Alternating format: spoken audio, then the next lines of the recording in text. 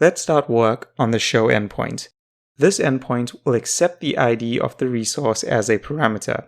It will then take the ID, pull out the record from the database, and return it. So go to your test folder, so tests, API, post, and right-click on index, copy it, and paste it back in. Let's change the name to ShowCest. Yes, we want to add it. Remember to change the class name to show, and can remove cest. Okay, so now let's update the name of this test method. It will show post item. I just realized we didn't change this too, so let's do that. It will list all post items,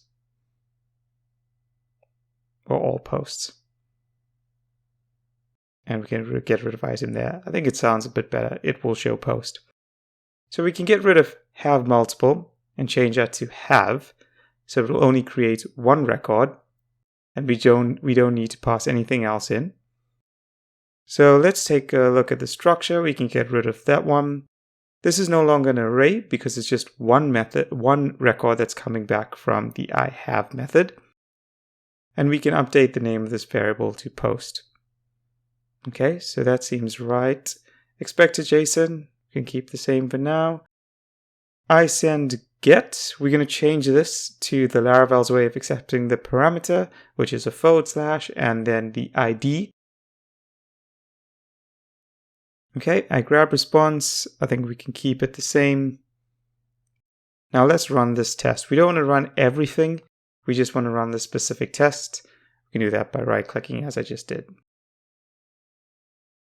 Okay, so it's just building, instantiating tests.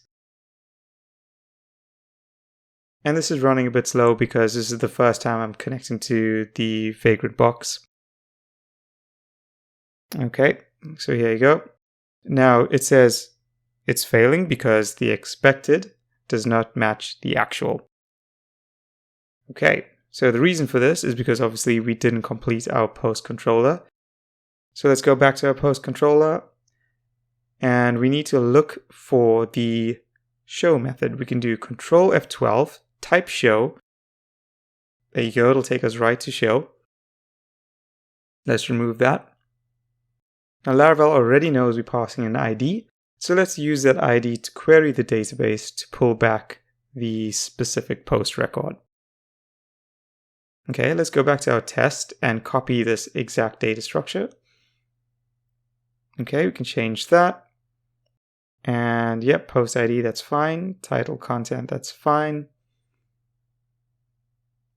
Okay, so let's make sure we return this time, return our response, which again is the post data. Okay, so let's run our test again. And hopefully this time it passes. Yep, it passes. That's fine.